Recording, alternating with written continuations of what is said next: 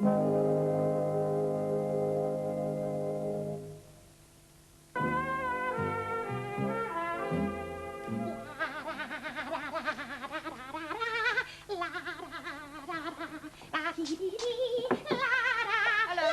Oh, hello. Somebody's up it. Yeah, well, just getting myself into the right frame of mind for tonight's little encounter. Oh, what's on tonight then? Oh, new dancing classes over the community centre. Oh, he said I'd better talking about that. Think she's planning to go. Oh. Oh, yeah, well, all levels of artistic accompaniment will be catered for, according to my new dancing partner. Dancing partner? Yeah, Ted Loftus. Oh, I see. Serious then, is it? Oh, yeah. You know, I always say there's nothing quite as satisfying as giving your all at something you've got an actual gift for. Oh, I'm sure. Don't take a long scarf with you, will you? Long scarf? Well, you know what happened to Isadora Duncan. She went in for very long scarves, you know. Ended up by getting strangled with one of them. Oh. See you. Sarah. Hey, Stan. What? Does the name Isadora Duncan mean out to you? I'll say it does cost me a flipping fortune. Oh? Pass the post, Dave Smith said. Dropped dead at the last furlong.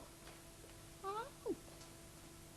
You have had experience of working in a shop before, then? Yes, my mother and father kept a shop for years. Oh, what sort of shop was that, love? Wines and spirits. My mum always used to drop a key down my back when that happened to me. Yes, that's right.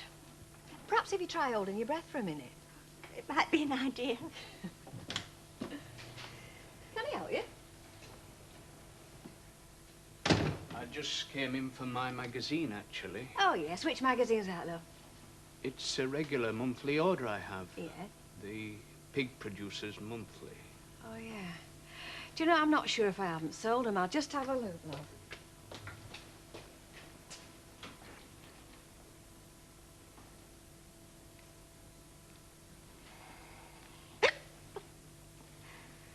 I was just holding my breath.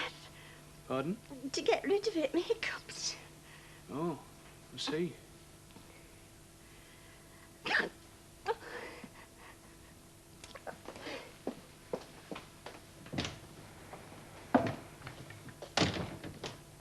Oh, has that young woman gone that were here? She seemed in a bit of a hurry. Oh, well. 10p, please. Pardon? 10p. Mr. Biddle's not about, then? No, love, he's left. I'm running the shop now. Oh, I see. Oh, well, in that case, I don't think I'll bother. Oh. Oh, and, cancel the order, eh? Ta.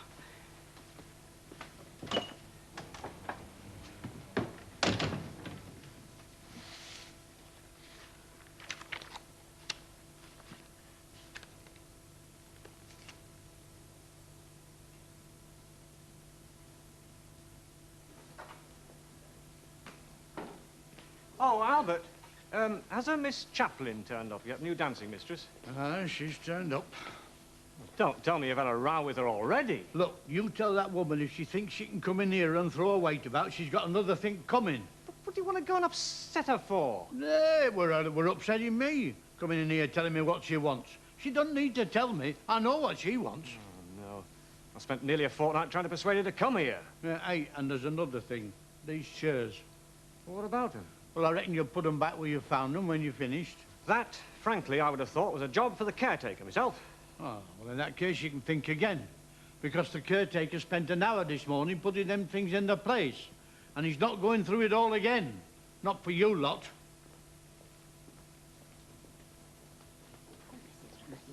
Oh, here, who do you think you're shoving? Not very much, I reckon. Ooh, naughty old beggar.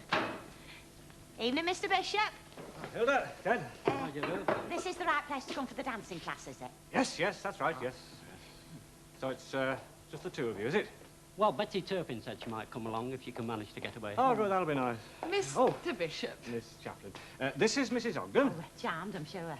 And this is Mr. Ogden, is it? Oh, no, Mr. Loftus. We're just good friends. Oh, I see. Oh, well, why don't I take your names while we're waiting for the others to arrive? Yes, well, that's just it, really, Miss Chaplin. Oh? Yes, you see, the initial surge of interest in the class has not been quite as overwhelming as was originally anticipated. You mean this is it? Yes, yes. For the moment, for the moment. I mean, from these little acorns, eh? As my better half is wont to say. Dancing lessons? Tonight, over at the community centre. You've got it all wrong, love. I'm not the one who needs lessons in dancing, I'm the one who gives them. I mean, I've got a sign in Maggie Clegg's window, haven't I? Learn the Langton way. Don't send money, just your vital statistics. Oh, go on, just for a laugh. You know what I'm like, for a giggle. You know, you'd do anything, wouldn't you, to have your way with me? Must be your overpowering masculinity. It sweeps over me like a wave.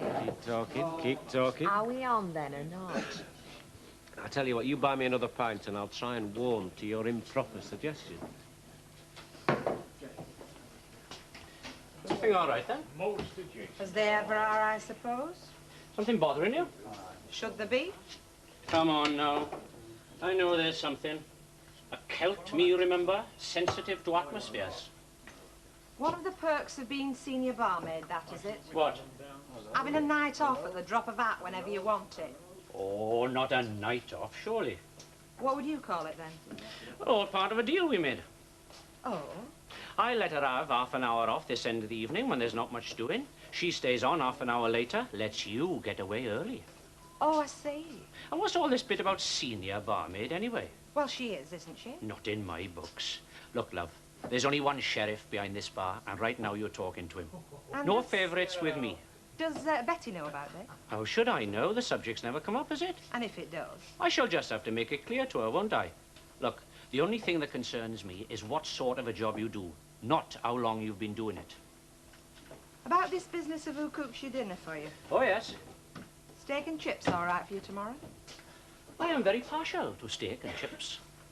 Right. Are you sure you know what you're doing, Stanley? What do you mean? Well, letting your wife go off dancing with another fella. Ah, it's a crafty move, that, mate, I'll tell you. Crafty? Yep. Keeps her happy, keeps me happy. And what's more, it makes economic sense. Economic sense? But while she's over there with him, she's not here with me, is she? So? So, it's one pale ale less every time I give an order. Hey! You know, Stanley, sometimes I think us mere mortals underestimate you. Oh, Ready for lift-off, then, Mr. Bishop? Whenever you like, Miss Chaplin. Just a few general points before we begin. First, the way we hold our partners. Gently but firmly. These are the words we must imprint upon our minds. Gently but firmly at all times. Always a good rule of thumb, I always say. Think of it as holding a bird in your hands.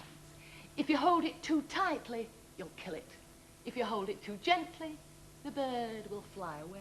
And like I always say, a bird in the bushes is worth two in the hand any time. Now, are there any questions before we begin? Oh, yeah, just one question, Miss Chaplin. Yes, Mrs. Ogden. When do we start our formation dancing? All in good time, dear. Certain basic standards must be achieved before one can even consider scaling the Olympian heights. However, to give you some idea of what you may all eventually achieve, next time some of my very brightest young stars will be coming along to give us a demonstration. Oh, goody. And now, to show what can be done in the very shortest of time with the very rawest of material, come along, Mr. Langton. Hey? I can see you're the sort that likes to hide his light under a bushel, but we'll have no wallflowers here. Come along. Well, I was just leaving, actually, you see. Come along.